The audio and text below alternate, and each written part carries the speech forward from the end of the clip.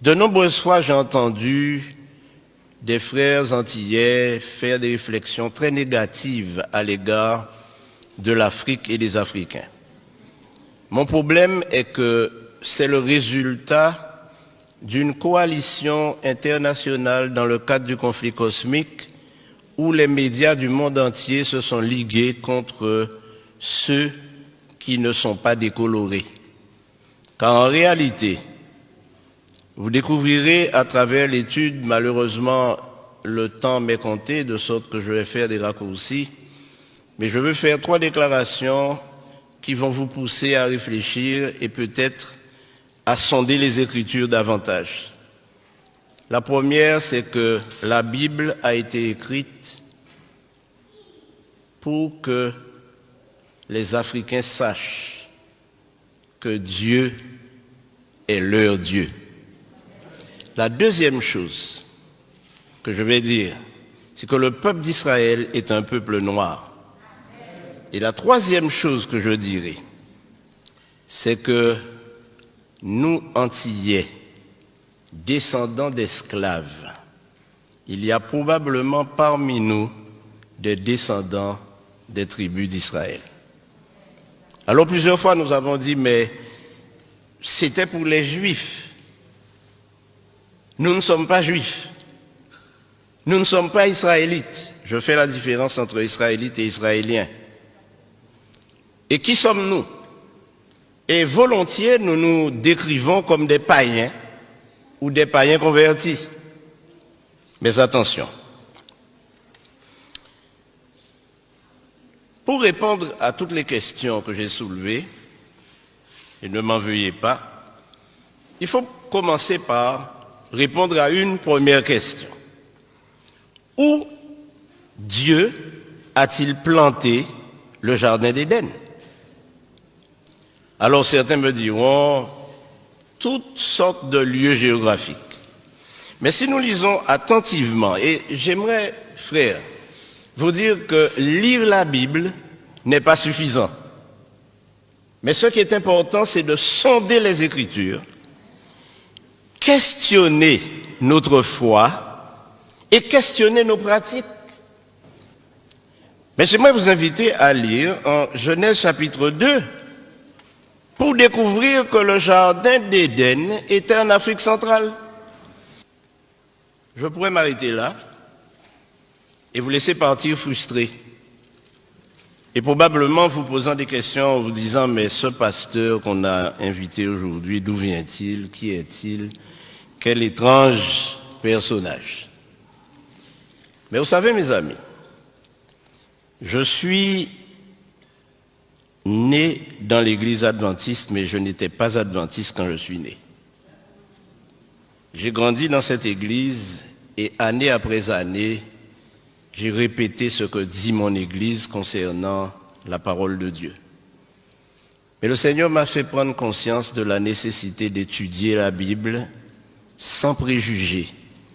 Et en tant que fils d'esclave, le premier préjugé que nous avons développé tous ou presque, c'est que tout ce qui est bon ne vient pas de chez nous, mais de l'extérieur, oubliant que tout ce que nous avons accumulé comme conception de notre religion vient du Code noir.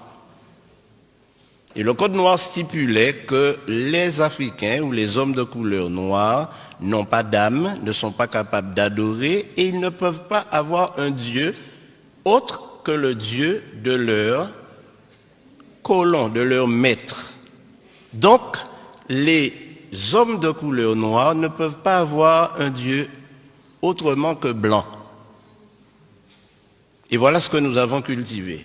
Et jusqu'à présent, nos enfants, nous leur montrons un Christ blanc, nous leur montrons des anges blancs, et quand nous parlons de Dieu, nous pensons même déjà, nous l'avons déjà coloré en blanc.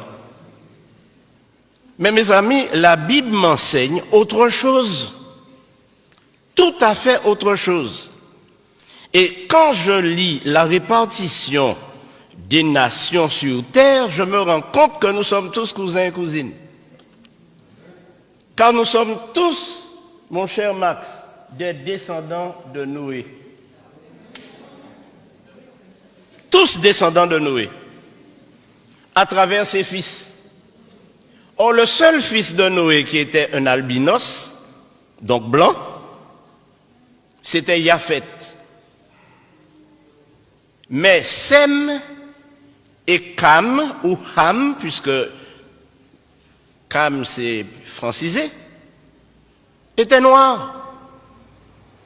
Les Sémites sont des noirs. Les descendants de Sem sont des noirs. Et les descendants de Cam sont des noirs. Et c'est la Bible qui le prouve. Dans la généalogie de Jésus, il y a plusieurs Cananéens. Plusieurs femmes cananéennes ont enfanté avec des Sémites ou des Couchites. Vous savez, quand nous lisons la Bible, frères et sœurs, nous ne la sondons pas. Lorsque nous arrivons sur les généalogies, sur le livre des Chroniques, nous passons au chapitre suivant, ou au livre suivant. Mais lorsque nous lisons les généalogies et les chroniques, alors la Bible nous parle différemment et résonne dans notre esprit maintenant qu'il s'agit de nous-mêmes. Frères et sœurs, notre religion n'aura aucun sens si nous nous mettons à imaginer notre religion à travers la religion des autres. Dieu ne nous a pas été prêté par les Blancs, puisque Dieu est le Dieu des Noirs. Nous ne pouvons pas prétendre suivre une religion que nous avons reçue de ceux qui nous ont évangélisés. D'ailleurs, ceux qui nous ont évangélisés, ils ont commencé par nous tuer lorsque nous n'acceptions pas leur religion.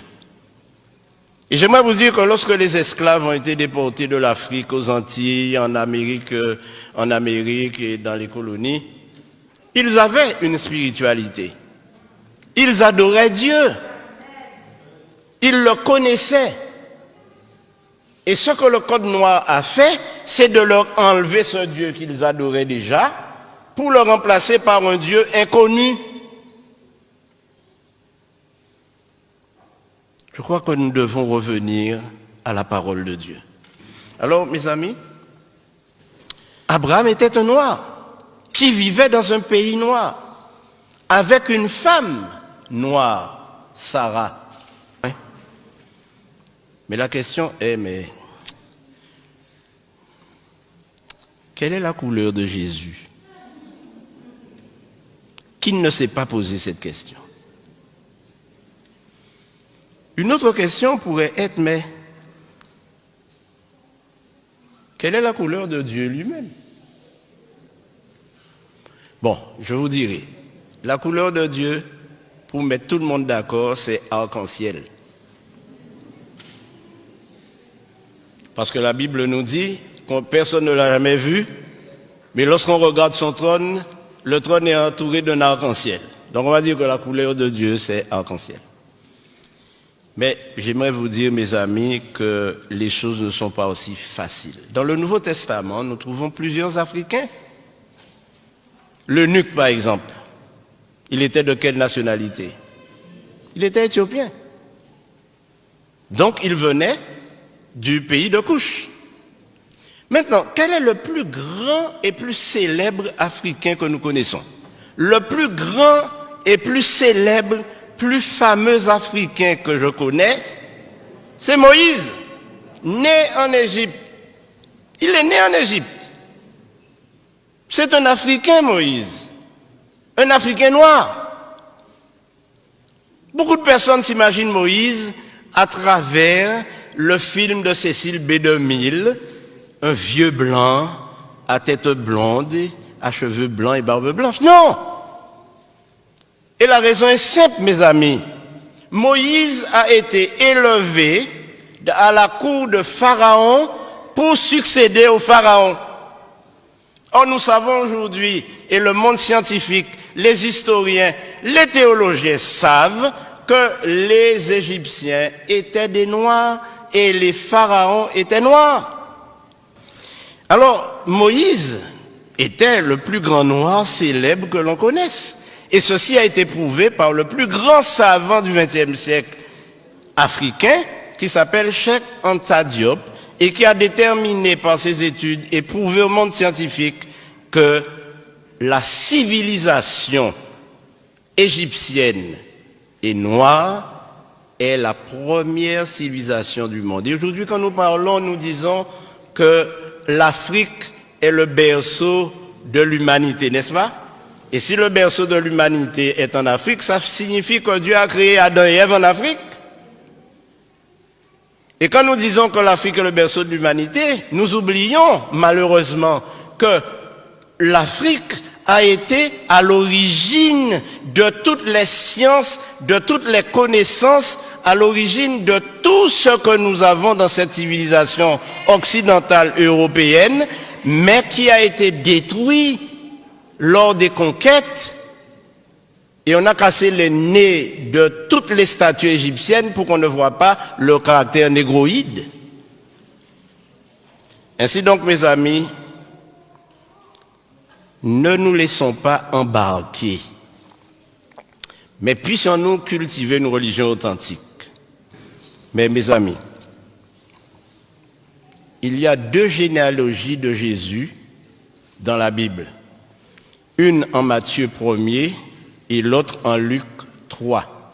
Ces 2 généalogies, je vous invite à les lire, à les comparer, et vous vous rendrez compte qu'elles sont inversées, c'est-à-dire une commence par la fin et l'autre commence par le commencement. Mais pourquoi ces 2 généalogies ont été données? La première, c'est que la généalogie en Matthieu prouve que Marie est bien la mère biologique de Jésus et elle était noire.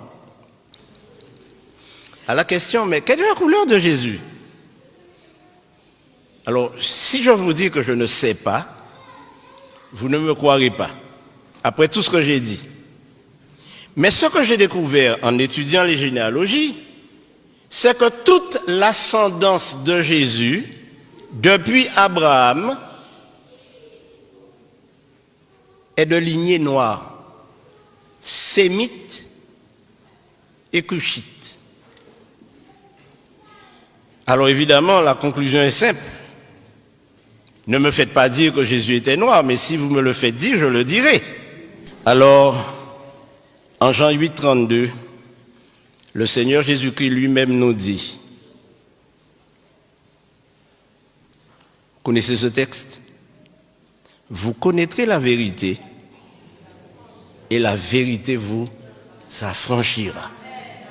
Ce dont nous avons besoin aujourd'hui, frères et sœurs, c'est d'être affranchis de tous les concepts, de toutes les idées, de toutes les philosophies que nous entendons dans les sermons, que nous entendons dans les études, que nous entendons des gens afficher et affirmer.